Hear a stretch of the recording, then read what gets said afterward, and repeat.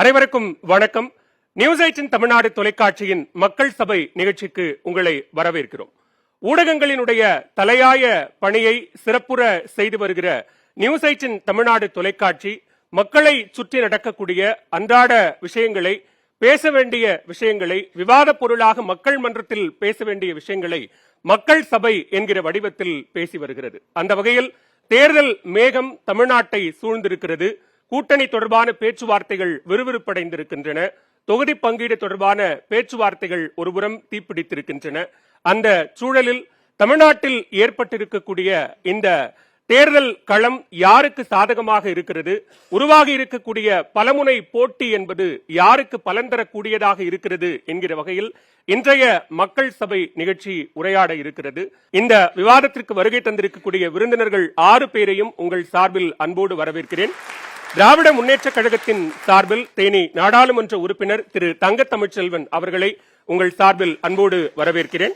அதே போன்று அஇஅதிமுக சார்பில் முன்னாள் சட்டமன்ற உறுப்பினர் திரு பாபு முருகவேல் அவர்களை உங்கள் சார்பில் அன்போடு வரவேற்கிறேன். பாரதிய ஜனதா கட்சியின் சார்பில் திரு எஸ் ஜி சூர்யா அவர்களை அன்போடு வரவேற்கிறேன்.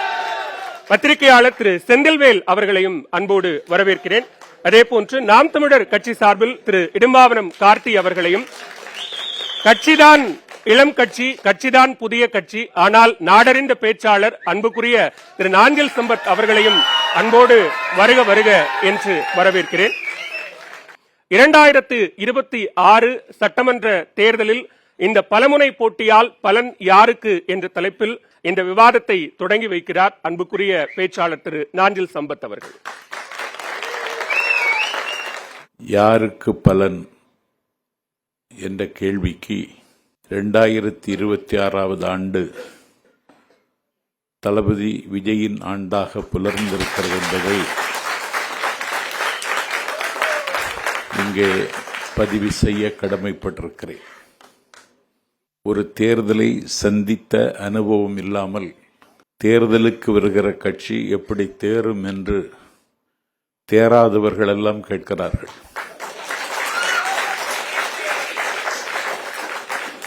எடுத்த எடுப்பிலேயே வெற்றி பெற முடியுமா என்று கேட்கிறார்கள். ஆந்திராவில் என்டிஆர் எடுத்த எடுப்பிலே வெற்றி பெற்றார். என்டிஆரின் வடிவத்தில் வெற்றி ஓருருவாக திரண்டு விஜய் அவர்கள் களத்தில் நிற்கிறார். தமிழ்நாட்டில் ஒரு மாற்று அரசியலுக்கான தேவை வந்திருக்கிறது. திமுக, அதிமுக ரெண்டையும் தவிர்த்து இன்னொரு அரசியல் கட்சி இந்த மண்ணை ஆள வேண்டும் என்கிற எதிர்பார்ப்பு, ஏக்கம் தமிழக வாக்காளர்களின் நெஞ்சில் நீண்ட நாளாகவே இருக்கிறது. அதிமுக திமுக பேசாத எதை தாவேக பேசும்? அப்படி ஒரு தேவை வந்திருக்கிறது. அந்த தேவையை இட்டு நிரப்பத்தான் கனவுகள் காணுகிற கால்சட்டை பருவத்தில் எளியவன் என்னை ஆட்கொண்ட அண்ணன் வைகோ மறுமலர்ச்சி திமுகவை தொடங்கினார். இப்பொழுது அவர் தன்னுடைய கட்சியை திருச்சியில் இருந்து மதுரை வரை தேடிக்கொண்டிருக்கிறார். அதை இட்டு நிரப்பத்தான் தமிழ் மாநில காங்கிரஸை கபில்ஸ்தலம் பண்ணையார் தொடங்கினார். அந்த கட்சி இன்றைக்கு மிக குறைந்த விலைக்கு அதை பிஜேபியில் விற்றுவிட்டார்கள். அந்த கடமையை இட்டு நிரப்பத்தான் தேசிய முற்போக்கு திராவிடர் கழகம் உதயமாயிற்று. அந்த கடமையை இட்டு நிரப்பத்தான் சிங்கத்தமிழன் சீமான் நாம் தமிழர் கட்சியை தொடங்கினார். மாட்டுக்கும் ஆட்டுக்கும் வாக்குரிமை கிடைக்குமானால் சிங்கத்தமிழன் சீமான் வெற்றி பெற வாய்ப்பிருக்கிறது. அந்த கடமையை இட்டு நிரப்ப வந்தவர்களெல்லாம் அதிலே கமலஹாசனும் தன்னை இணைத்துக் கொண்டார். ஒரு டார்ச் லைட் எடுத்துக்கொண்டு தொலைக்காட்சி பெட்டியை உடைத்தார். நீங்க சொன்ன கட்சியெல்லாம் தாவேகாவுக்கு வருது அப்படின்ற ஒரு முடிவெடுத்த வேண்டான்னு சொல்லிடுவீங்களா? கேளுங்க, தாவேகாவுக்கு எல்லோரும் வருவார்கள். இல்ல, அதுதான் நிரப்புறத்துக்கு தொடங்கப்பட்ட கட்சிகள்னா அவங்க வந்தா நீங்க ஏத்துப்பீங்களா? அந்த டார்ச், அந்த தொலைக்காட்சி பெட்டி எல்லாம் மாறி அறிவாலயத்தின் தாழ்வாரத்தில் அவர் படுத்து கிடக்கிறார். இன்றைக்கு தாவேகா ஒரு புதிய சக்தியாக எழுந்திருக்கிறது. எனக்கு தெரிந்து ஒரு 39 ஆண்டு காலம் தமிழ்நாட்டின் மேடைகளில் பேசி வருகிற நான் எனக்கு தெரிந்து இவ்வளவு பெரிய இளைஞர் பெரும்படை ஒரு தலைவனுக்கு பின்னால் அணிவகுத்து நிற்கிற கண்கொள்ளா காட்சியை தமிழ்நாடு இன்றைக்கு பார்க்கிறது. புயலில் பிறக்கும் கீதங்கள் பூமியை பற்றி உருக்கட்டும், தாமதித்தால் எதுவும் நேரலாம் என்கிற எண்ணப்போக்கிலே லட்சக்கணக்கான இளைஞர்கள் தாவைக்கா என்கிற அணிவகுப்பில் தன்னை இணைத்துக் கொண்டு களமாடி வருகிறார்கள். ஒரு பூகம்ப அதிர்வை உருவாக்கக்கூடிய தலைவனாக அவர் தமிழ்நாட்டு மக்களின் கண்ணுக்கு தெரிகிறார். அவர் செல்லுகிற இடங்களில் திரளுகிற கூட்டத்தை நீங்கள் எளிதில் கடந்து செல்ல முடியாது. பல கட்சிகள் இன்றைக்கு அதிர்ச்சியில் உறைந்திருக்கின்றன.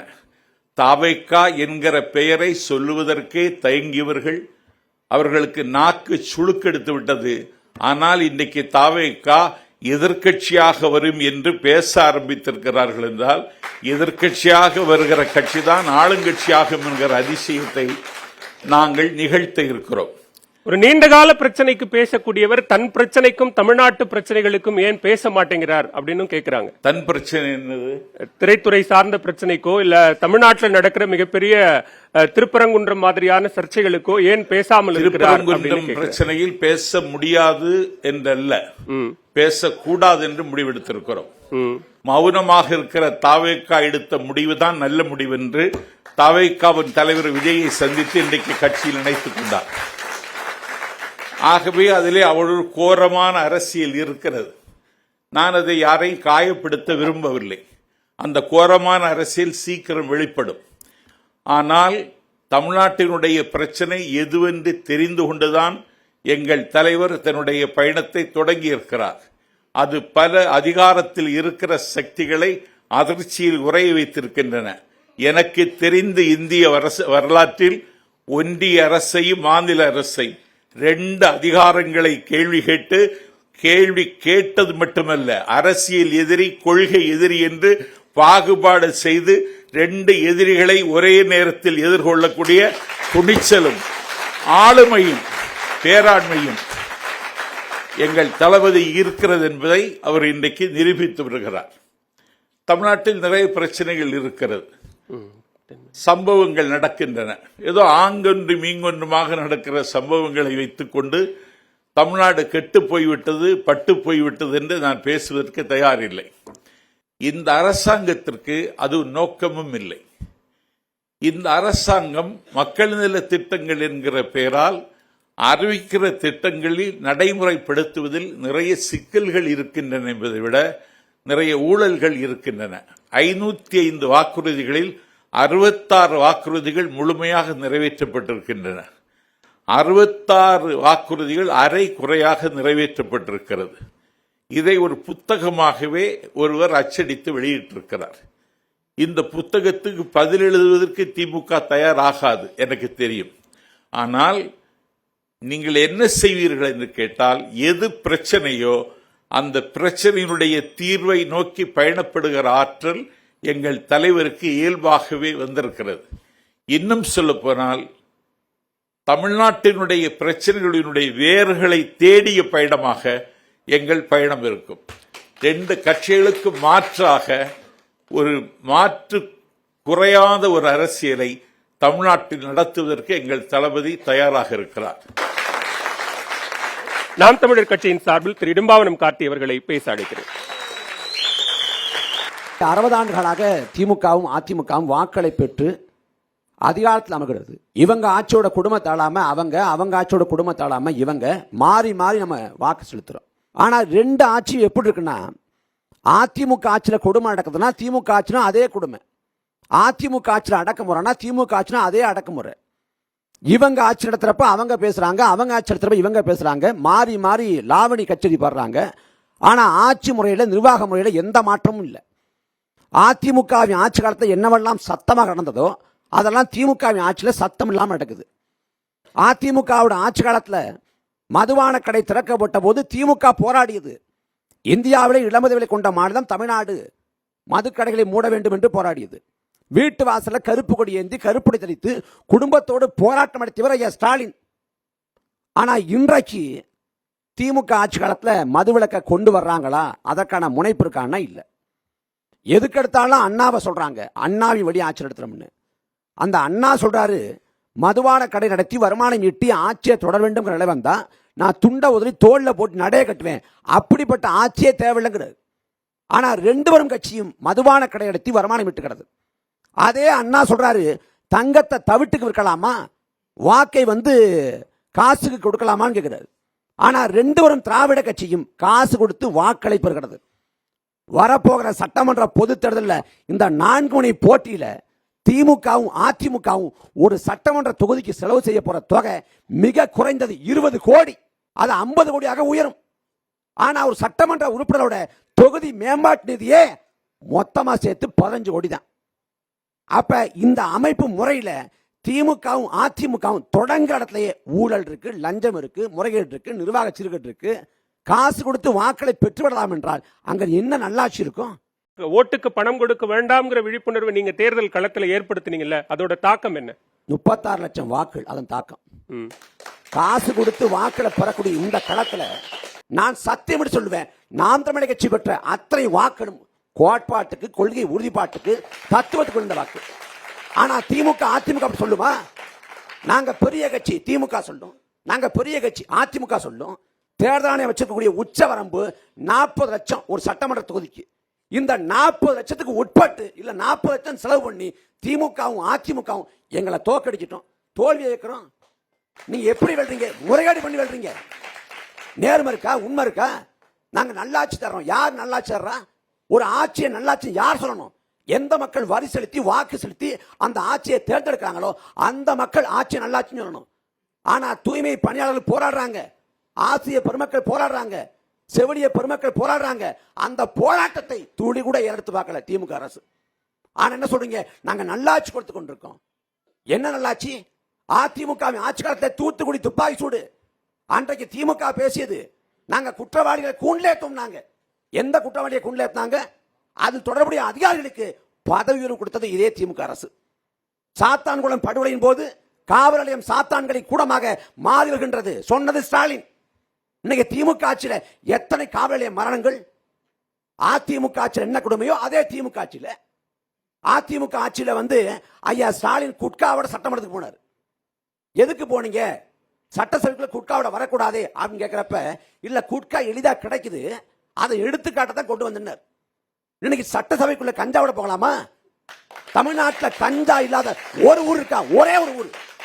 சென்னை தொடங்கி கடைக்கோடி கிராமம் வரை கஞ்சா பரவிச்சு. இந்த எழும்பூர்ல கஞ்சா விற்குதுன்னு காவல்துறை தகவல் சொன்னீங்கன்னா, காவல்துறை உடனே அந்த போதை வியாபாரி பாருங்க, அவனுக்கு தகவல் சொல்லிடும். அவன் நம்மளை போட்டு போலப்பான். இது எந்த ஆட்சி? இந்தியா போற்றக்கூடிய திராவிட மாடல் ஆட்சி. கட்சிகள் நடத்துற ஆட்சியில உங்களுக்கு பிரச்சனையா, அவங்க கொண்டிருக்கக்கூடிய கொள்கையில உங்களுக்கு பிரச்சனை? ரெண்டுமே பிரச்சனை தான். திராவிடம் என்பது போலித்தனமான ஒண்ணு. இவங்க சொல்றாங்கல்ல, நாங்க பெரியார் வழி ஆட்சி நடத்துறோம். 100 ஆண்டுக்கு முன்னாடி வைக்கத்துல பெரியார் கோயில் போராட்டம் நடத்தினாரு. சரி, நீங்க அதை பேசுங்க. உங்க ஆட்சியில மேல்பாதியில திரௌபதி அம்மன் கோயில் இருக்கு. அந்த கோயிலுக்குள்ள ஒடுக்கப்பட்ட ஆதி தொல்குடி மக்கள் இன்றைக்கு வரை போக முடியல. நீங்க திராவிட இயக்கங்கள், பெரியாரியவாதிகள், பெண்ணியவாதிகள், முற்போக்காளர்கள், நீங்க என்ன பண்றீங்க? ஏன் அரசு என்ன பண்ணுது? சாதி ஆதிக்கம் இருந்தால் ஒரு நொடி பொழுது ஒடுக்கப்பட்ட ஆதி தொல்குடி மக்களை கோயிலுக்குள்ள அழைச்சு போயிருக்கலாமே, ஏன் செய்யல?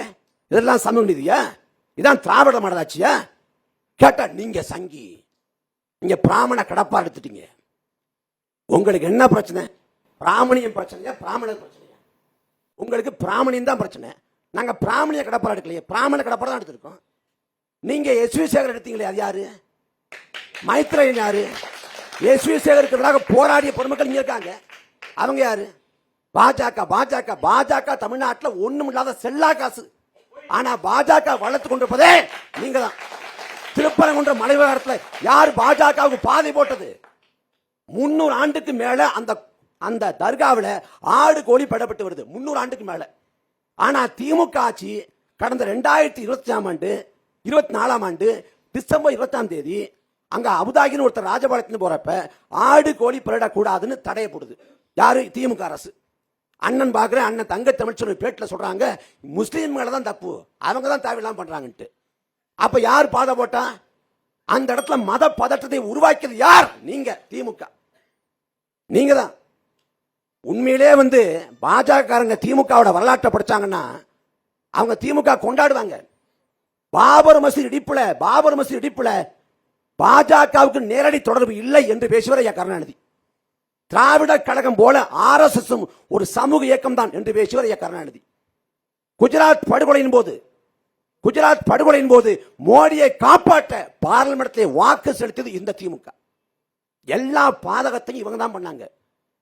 கேட்டா நம்மள பி டீம்ங்கிறது. 2018 கமலஹாசன் பி டீம். நீங்க அவரை எப்ப புனிதப்படுத்தினீங்க? கேட்டா பி டீம். எல்லாரும் பி டீம். அவங்க பி டீம், இவங்க பி டீம். அதனால இந்த மண்ணுக்கு மக்களுக்குமான ஒரு மகத்தான ஆட்சி மலரணும்னா நாம் தமிழர் கட்சிக்கு வாக்கு செலுத்தணும். ஐயா நாஞ்சி சம்பத் சொன்னது போல இதுக்கு முடி மாற்றுன்னு வந்தாங்க. எல்லாம் ஒவ்வொரு காலகட்டத்தில் ஒரு தேர்தல் 2 தேர்தலுக்கு மேல தாக்கு பிடிக்க முடியாம யாரை எடுத்து அரசு பண்ணாங்களோ அவங்க கூட்டணிக்கு போயிட்டாங்க. ஆனா 4 பொது தேர்தல் சமரசம் பண்ணாம தனித்து நிற்கிறோம். எத்தனை தோல்வி வந்தாலும் சரி அதை தாக்கு பிடித்து களத்துல முன்னோக்கி பாஞ்சு வெற்றி ஈட்டுவோம். வரக்கூடிய 26 தேர்தல் களம் முழுக்க நாம் தமிழர் கட்சிக்கான களம். இன்றைக்கு மாநில கட்சி அங்கீகாரத்தை பெற்றிருக்கிற நாங்கள் மாநிலத்திலே அதிகாரத்தை பெறுவோம். அதற்கு உழைப்போம். தமிழ் தாய் வாழ்க, தலைவர் பிரபாகரன் வாழ்க. களத்திற்கு புதிதாக வந்திருக்கக்கூடிய போட்டியாளர் குறித்து ஏனோ கவனமாக தவிர்த்து விட்டாரோ இல்ல 2வது சுற்றுல அது குறித்து பேசுவார் அப்படின்னோ எதிர்பார்க்கலாம். அடுத்ததாக பேசுவதற்காக பாரதிய ஜனதா கட்சியின் சார்பில் எஸ்.ஜி. சூர்யா அவர்களை அழைக்கிறேன். பொதுவா இது போன்ற விவாதங்கள்ல ஒரு தலைப்பு கொடுக்கறாங்க. ஆனா ஏனோ யாருமே தலைப்பு பத்தியே பேசவே மாட்டேங்கிறாங்க. பொதுவா தமிழ்நாடு அந்த விஷயங்கள் இந்த விஷயங்கள் தலைப்புக்குள்ள பேசுறது தேர்தல் அரசியல்ல எங்களுக்கான நம்பிக்கை, நாங்க வெற்றி பெற்றுருவோம் அப்படிங்கிற நம்பிக்கையை 2 பேரும் விதைச்சிருக்காங்க. சொல்ல தலைப்புக்குள்ள போகலையோ அப்படின்ற ஒரு எண்ணம் அதற்கான கருத்து. இப்போ இதுல ஒரு மாற்றாக இந்த 2026 தேர்தல்ல பலன், மும்முனை போட்டி இதெல்லாம் தாண்டி பயம் யாருக்கு அப்படின்ற ஒரு கேள்வி ஒருவேளை வைத்திருந்தால் மிக எளிதாக இங்க இருக்கக்கூடியவர்கள் எல்லாருமே இன்க்ளூடிங் திமுகவை சேர்ந்தவர்களே சேர்த்து கூட சொல்லியிருப்பார்கள், பயம் திமுகவுக்கு தான் இருக்கு அப்படின்றது சொல்லியிருப்பாங்க. அவங்க சொல்றாங்க 4.5 ஆண்டுகள் தமிழ்நாடு இல்ல, இந்தியா இல்ல, உலகமே காணாத திராவிட மாடல் ஆட்சியை நாங்கள் மிக சிறப்பாக நடத்தி வருகிறோம், தமிழகம் முழுக்க பாலாறும் தேனாரும் தான் ஓடுகிறது அப்படின்றது சொல்லிட்டே இருக்காங்க. இப்ப சமீபத்தில் நடந்த 2 நிகழ்வுகளை கோடிட்டு ஏன் இந்த அச்சம், ஏன் இந்த பதற்றம்னு கேட்கணும்னா, பொங்கலுக்கு 3000 ரூபாய் அறிவித்திருக்கிறார்கள் ஒரு ரேஷன் கார்டுக்கும். இப்ப நம்மளுக்கு வைக்கக்கூடிய கேள்வி என்னன்னா, 2021 ஆட்சிக்கு வந்த திமுக 22, 23, 24, 25 4 ஆண்டுகள்ல கொடுக்காம தேர்தல் வர்றதுக்கு 3 ஆண்டுகளுக்கு முன்பு 3000 ரூபாய் கொடுக்கிறார்கள் என்றால் அவர்கள் ஆட்சி மீதே அவர்களுக்கு நம்பிக்கை இல்லை, பணம் கொடுத்துதான் தேர்தலில் வெல்ல வேண்டும் அப்படின்ற ஒரு இறுதி சுற்றுக்கு வந்துட்டாங்க அப்படின்றதுதான் எங்களுடைய கருத்து. எதிர்க்கட்சிகள் 5000 ரூபாய் கொடுக்கணும்னு கேட்டாங்களே, அவங்களே கேட்டாங்க. திமுக ஸ்டாலின் அவர்களே 5000 ரூபாய் கொடுக்கணும்னு சொன்னாரு. ஆட்சிக்கு 5 ஆண்டுகள் சேர்த்து கூட 5000 ரூபாய் அவரால் கொடுக்க முடியல. அதே போன்று மடிக்கணினிகள் கடந்த ஆட்சியில அதிமுக அவர்களுடைய ஆட்சியில 50 லட்சம் மடிக்கணினிகள் கொடுக்கப்பட்டது, லேப்டாப்ஸ். இப்ப இவங்க தேர்தல் அறிக்கையில சொல்லியிருந்தாங்க, நாங்க ஆட்சிக்கு வந்தோம்னா எல்லாருக்கும் டேப் கொடுப்போம் அப்படின்னு சொன்னாங்க. இந்த 4.5 ஆண்டுகளாக அதை பத்திய நினைப்பும் இல்ல, டேப்லெட்ஸும் இல்ல, லேப்டாப்பும் இல்ல. ஆனா கரெக்டா தேர்தல் வர்றதுக்கு 3 மாதங்களுக்கு முன்பு லேப்டாப் கொடுக்கிறோம் அப்படின்ற ஒரு புது திட்டத்தை கொண்டு வராங்க. அப்ப இந்த 4.5 ஆண்டுகள் ஏன் இதை செய்யவில்லை அப்படின்னு கேட்டா உடனே டெல்லி மோசம், பிஜேபி மோசம், RF ஃபாசிசம் அப்படின்ற கருத்துக்கள் தான் வருதே தவிர நீங்க கொடுத்த வாக்குறுதியை ஏன் நிறைவேற்றவில்லை? நாஞ்சில் சம்பத் ஐயா சொன்ன மாதிரி 66 வாக்குறுதிகள் தான் மொத்தம் நிறைவேற்றப்பட்டிருக்கு. ஆனா முதல்வரே சொல்றாரு 2023 ஒரு கட்சிக்காரங்களுடைய திருமணத்துல சொல்றாரு, நாங்க 99% வாக்குறுதிகளை நிறைவேற்றி விட்டோம் அப்படின்னு சொல்லிட்டு. இந்த வரலாற்றுல எங்க போய் தேடி பார்த்தாலும் இப்படிப்பட்ட ஒரு அப்பட்டமான பச்சை பொய்யை சொன்ன முதல்வரை எங்கேயுமே பார்க்க முடியாது மு.க. ஸ்டாலின் அவர்கள் தான். அப்பவும் சொல்றேன் நான், இவர்கள் சொன்னது போல 99% இல்ல, நீங்க 90% நிறைவேற்றி இருந்தால் கூட நான் அன்னைக்கு சொன்னதை இன்னைக்கு சொல்றேன். பாரதிய ஜனதா கட்சி இளைஞரணி சார்பாக 98% முடித்ததை நீங்கள் நிரூபித்தால் உடனடியாக 98 கோடி ரூபாய் ஸ்பாட் செக் உங்களுக்கு போட்டு நாங்கள் கொடுத்துறோம். வெறும் 12% வாக்குறுதிகள் நிறைவேற்றப்பட்டிருக்கின்றன. அதுதான் மிக மோசமான ஒரு விஷயம். இந்த ஆட்சி வந்ததிலிருந்து 4.5 ஆண்டுகள்ல கிட்டத்தட்ட 230 உயிர்கள் பேருந்து விபத்துகள்ல பலியாகி இருக்கின்றது. சரி, பேருந்து விபத்துகள்ல பலியாகிறது அப்படின்றதுனா என்ன காரணம்னு நீங்க மீண்டும் மீண்டும் தேடி பார்த்தா சரியாக பராமரிக்கப்படாத பேருந்துகளால் தான் பேருந்து விபத்துகள் நடந்திருக்கின்றன அப்படின்றது நம்ம கண்டுபிடிக்கிறோம். இவர்கள் தேர்தல் அறிக்கையில சொல்லியிருந்தாங்க, நாங்க வந்தோம்னா பேருந்துகள் எல்லாம் சரி செய்துருவோம், நவீனமயமாக்குறோம், பயன்பாட்டில் செய்ய முடியாத பேருந்துகளை நாங்கள் உடனடியாக சரி செய்கிறோம்னு பல வாக்குறுதிகள் கொடுத்தாங்க. ஆனா விசேஷம் என்னன்னா, இவங்க ஆட்சிக்கு வந்த உடனே என்ன பண்ணிட்டாங்கன்னா, பேருந்து மாத்துறது தானே கஷ்டமா இருக்கும், அதனால என்ன பண்ணிட்டாங்கன்னா விதியவே மாத்திடுறாங்க. அதாவது 26,000 அரசாங்க பேருந்துகள் தமிழ்நாட்டில் ஓடுதுன்னா அதுல 10,000 பேருந்துகள் காலாவதியான பேருந்துகள், பயன்பாட்டிற்கே தகுதியற்ற பேருந்துகள். சரி, என்ன புதுசா மாத்தினாங்கன்னு 1,500 பேருந்துகள் புதுசா வந்தது. சரி, நம்மளும் ஏதோ புது பஸ் வாங்கிட்டாங்க அப்படின்னு பார்த்தோம்னா இந்த 1,500 பேருந்துலயும் அந்த மேல இருக்கிற அந்த டாப்பை மட்டும் மாத்திட்டு பெயிண்ட் அடிச்சுட்டாங்க. கேட்டா புது பேருந்து அப்படின்னு சொல்லிட்டாங்க. அப்போ விபத்துகள் நடக்குது, அதனால பேருந்து பிரச்சனை பண்றாங்கன்னா சரி, மருத்துவமனைக்கு வரலாம். திருப்பத்தூர்ல ஆக்சிடென்ட் நடந்த உடனே அங்க பாதிக்கப்பட்டவர்கள் பெண்கள், குறிப்பாக திருப்பத்தூர் அரசு மருத்துவமனைக்கு அவங்க எல்லாம் கூப்பிட்டு போய் அட்மிட் பண்றாங்க. அங்க மொத்தம் 12 மருத்துவர்கள் இருக்க வேண்டும் திருப்பத்தூர் அரசு மருத்துவமனையில. ஆனா 6 பணியிடங்கள் காலியாக இருக்கின்றன, 6 மருத்துவர்கள் தான் இருக்காங்க. இந்த ஆக்சிடென்ட் அப்ப கொண்டு போய் அட்மிட் பண்ணும்போது ஒரே ஒரு மருத்துவர் தான் டியூட்டியில இருக்காங்க. வேற ஊர்கள்ல இருந்து மருத்துவர்களை வரவழைத்து அந்த ஆக்சிடென்ட் ஆனவங்களுக்கு வைத்தியம் பண்ணதுல அந்த 9 பெண்களும் 11 உயிர்களும் பலியாகி விட்டன. அப்போ நீங்க எல்லாமே செஞ்சுட்டேன்னு சொல்றீங்களே, பேருந்து சரியில்லை, ஹாஸ்பிட்டல் சரியில்லை, நீங்க என்னதான் செஞ்சிருக்கீங்க, கடன் வாங்கிட்டீங்கன்னு சொல்லிட்டு அதிமுக ஆட்சியில கடன் இருக்கும்போது அவ்வளவு பேசியவர்கள் இன்று 9 லட்சம் கடன் மாநிலத்திற்கு இருக்குன்னு சொல்றாங்க. 9 லட்சம் கிடையாது, பொதுத்துறை நிறுவனங்களுக்கு 5 லட்சம் கோடி கடன் இருக்கு. அப்போ மொத்தம் தமிழ்நாட்டினுடைய கடன் 14 லட்சம் கோடி ரூபாய். இப்ப இவங்க கேட்டீங்கன்னா ரொம்ப சுலபமா சொல்லிடுவாங்க, மத்திய அரசு பணம் கொடுக்கல, அதனால எங்களால கடன் ஜாஸ்தி ஆயிடுச்சு அப்படின்னு சொல்லுவாங்க. திமுகவினுடைய தேர்தல் அறிக்கையில, இந்த தேர்தல் அறிக்கையில் வழங்கப்பட்டுள்ள வாக்குறுதிகள் எல்லாம் தமிழக அரசின் தற்போதுள்ள கடுமையான நிதி நிலை சூழ்நிலையில் அரசின் கடன் ரூபாய் 6 லட்சம் கோடியாகவும் பொதுத்துறை நிறுவனங்களில் கடன் 3 லட்சம் கோடியாகவும் உள்ள நிலையில் செயல்படுத்த முடியுமா என்கிற ஐயம் ஒரு சிலருக்கு ஏற்படலாம். அதாவது இன்னைக்கு என்ன சொல்றாங்க, எங்க கிட்ட பணம் இல்ல, அதனால நிறைவேற்ற முடியல. இதற்கான பதில 2021 தேர்தல் அறிக்கையிலேயே திமுக சொல்லிடுச்சு. இந்த இடத்துல எங்கேயுமே மத்திய அரசு பணம் கொடுக்கணும், பணம் பாக்கி இருக்கு, பணம் கொடுக்க மாட்டேங்கிறாங்க அப்படின்ற ஒரு வார்த்தை கூட இந்த மொத்த தேர்தல் அறிக்கையில் இல்ல. எங்களுடைய வருமான தேர்தல் வாக்குறுதியிலே மத்திய அரசு பணம் கொடுக்கணுங்கிறதே சேர்த்து சொல்லணுங்கிறீங்களா? இல்ல, பணம் கொடுக்க வேண்டியது இருந்தால் சொல்லியிருக்கலாம். இப்ப அவர்களால் ஆட்சிக்கு வந்த உடனே அந்த நிதிநிலை, அதாவது எடப்பாடி அவர்கள் ஆட்சியில் இருக்கும்போது எல்லாத்துக்குமே பொங்கல்னா 5,000 ரூபாய் கூட, கொரோனால மருத்துவர்கள் இறந்து விட்டார்கள் என்றால் 1 கோடி ரூபாய் கொடுங்க அப்படின்னு சொல்லிட்டு வாய்க்கு வந்ததை சொன்னவர்கள் ஆட்சிக்கு வந்ததுக்கு அப்புறம் தான் அதெல்லாம் செய்ய முடியாது அப்படின்ற ஒரு விஷயமே அவருக்கு புரியுதுன்றப்போ அவருக்கு அந்த அட்மினிஸ்ட்ரேட்டிவ் ஸ்கில்ஸ் இருக்கா அப்படின்ற கேள்வியே நம்மளுக்கு வருது. இவங்க சொன்னாங்களே யாருக்கு பயம்னு கேட்ட கேள்வி, முதல்ல அதிமுக பாஜக கடந்த தேர்தலில் தனித்தனியா போட்டி போட்டோம். தனித்தனியா போட்டி போடும்போது ஒரு சீட்டு கூட ஜெயிக்க முடியாத ஒரு நிலைமை. அதிமுக பாஜக கூட்டணி சேர்ந்ததிலிருந்து முதல்வர் இந்த கூட்டணியை பத்தியே பேசிட்டு இருக்காரு. சமீபத்தில் பாமக சேர்ந்தது, அடுத்து பல கட்சிகள் சேர போடுறது. ஆனா அவங்க கட்சியில் இருக்கக்கூடிய காங்கிரஸோ மற்ற கட்சிகளுக்கு தூது விட்டுட்டு இருக்காங்க. அதனால நிலைமை என்ன ஆக போன்னு தெரியல.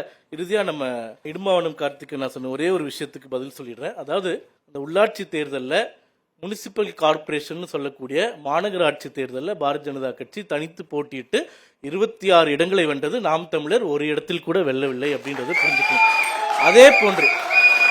அதே போன்று முனிசிபாலிட்டிஸ் சொல்லக்கூடிய நகராட்சியில பாரதிய ஜனதா கட்சி 200 இடங்கள்ல ஜெயிச்சது. ஆனா நாம் தமிழர் அங்கேயும் 0 தான் அப்படின்றத நீங்க தெரிஞ்சுக்கோங்க.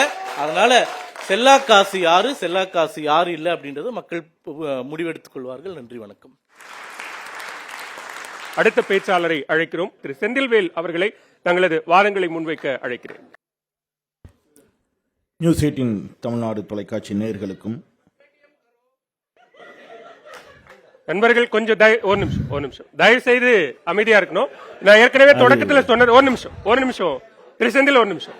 நான் ஏற்கனவே தொடக்கத்தில் சொன்னதுதான். ரொம்ப இதுவரைக்கும் தொடங்கி 3 விருந்தினர்கள் பேசின வரைக்கும் அறிவுசார் தளத்துல ரொம்ப ஆரோக்கியமான ஒரு விவாதத்தை முன்னெடுத்துக்கிட்டு இருக்கிறோம்.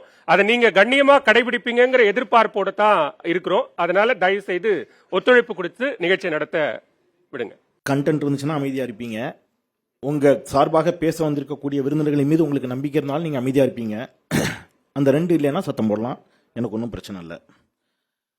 நியூஸ் 18 தமிழ்நாடு நேயர்களுக்கும் நெறியாளர் பால சக்கரவர்த்தி அவர்களுக்கும் வந்திருக்கக்கூடிய விருந்தினர்களுக்கும் பல்வேறு கட்சிகளைச் சேர்ந்த தோழர்களுக்கும் என்னுடைய இனிய பொங்கல் நல்வாழ்த்துக்களை தெரிவித்துக் கொண்டு, பலமுனை போட்டியால் யாருக்கு லாபம் அப்படிங்கிற ஒரு கேள்வி வச்சிருக்கிறீங்க. எனக்கு முன்பாக 3 ஆளுமைகள் தங்கள் கருத்தை வைத்து சென்றிருக்கிறார்கள். நான் நிறைவாக எனக்கு முன்பாக கடைசியாக பேசிய அன்பு தோழர் எஸ்.ஜி. சூர்யா அவர்கள் பேசியதிலிருந்து சில விஷயத்த சொல்லிட்டு போயிடலாம்னு நினைக்கிறேன். நீங்க கடைசியாக இப்ப கொடுத்துருக்கிறீங்களா, ஆட்சியின் நிறைவு தருவாயில் 3000 ரூபாயை கொடுத்தீங்க பொங்கல் பரிசு தொகையாக, அச்சமா அப்படின்னு கேட்டாரு. இந்த ஆட்சி திராவிட முன்னேற்ற கழக தலைமையிலான அரசு பொறுப்பேற்ற உடனேயே கொரோனா நிவாரண நிதியாக 2000 ரூபாயை முதலில் விடுவித்தது. முதல் கையெழுத்தே அதுதான் என்பதை சகோதரர் எஸ்.ஜி. சூர்யா அவர்களுக்கு பணிவோடு சுட்டிக்காட்ட விரும்புகிறேன். கடந்த ஆண்டு பொங்கல் பரிசு தொகை கொடுக்கப்பட்டது என்பதையும் அவருக்கு நான் நினைவூட்டுகிறேன். மாதம் நான் முடிச்சிடறேன். நீங்க அவங்க பேசட்டும் வெயிட் பண்ணுங்க. நான் பேசி முடிச்சிடறேன். பேசட்டும், பேச விடுங்க. நான் பேசி முடிச்சிடுறேன். உங்க தரப்புல அங்க பேசுறாங்கல்ல, அவங்க பேசுவாங்க, மறுக்கட்டும் அவங்க. சரி, அமைதியா இருங்க தோழர், பேசலாம் இருங்க. அந்த உண்மை ஒவ்வொரு உண்மையா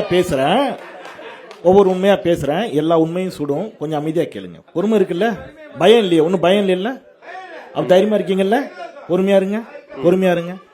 மகாராஷ்டிரா இல்ல, 3 பேர் பேசும்போது இருந்த அமைதி நான் பேசும்போது இல்லைன்னு என்ன அர்த்தம் தெரியுமா? அச்சம், பயம். மகாராஷ்டிரால இல்ல, நீங்க எவ்வளவு வேணாலும் கத்தலாம், ஒன்னும் பிரச்சனை இல்ல. உங்க நோக்கம் புரியுது. என் தயவுசெய்து அமைதியா இருங்க. ஆரோக்கியமா ஒரு நாகரிகமான விவாதமா நடத்தணும்னு நினைக்கிறோம். நீங்க பேசுற கருத்து, அவர் பேசுற கருத்துக்களுக்கு பதில் சொல்றதுக்கு விருந்தினர்கள் மேடையில் இருக்காங்க, அவங்க பதில் சொல்லுவாங்க. அமைதியா இருங்க. என்னோட கண்டென்ட்டை எதிர்கொள்ள முடியாமல் நீங்கள் இதைத்தான் செய்வீர்கள் என்பது எனக்கு நன்கு தெரியும். நான் இன்னும் பொறுமையாவே பேசுறேன். மகாராஷ்டிராவில் தேர்தலுக்கு முன்பாக கூட இல்லை, சகோதரர் எஸ்.ஜி. சூர்யாவுக்கு தெரியும். தேர்தலை தள்ளி வச்சிட்டு 2000 ரூபாய் கொடுத்த கட்சி பாஜக.